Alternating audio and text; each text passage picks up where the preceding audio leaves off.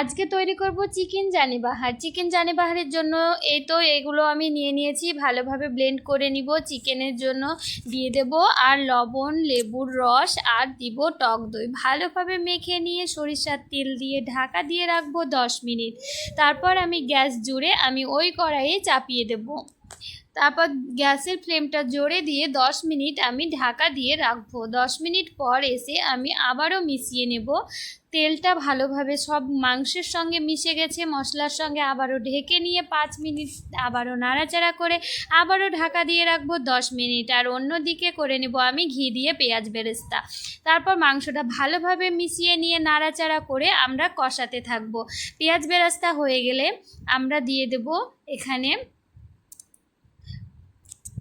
মশলা করে রেখেছিলাম ওই জল ধুয়ে নিব আর দুধ দিয়ে ভালোভাবে, আমার দুধটা দেখানো হয়নি, ভালোভাবে কষিয়ে নিয়ে আমি দিয়ে দেব জিরে, ধনে, তারপর হচ্ছে 5 ফোড়ন মিক্স করা একটা মশলা আছে দিয়ে দিলাম, গোলমরিচ গুঁড়ো 1 টেবিল চামচ দমে রেখে দেব আমি 10 মিনিট। তাহলেই আমাদের চিকেন জানিবাহার রেডি।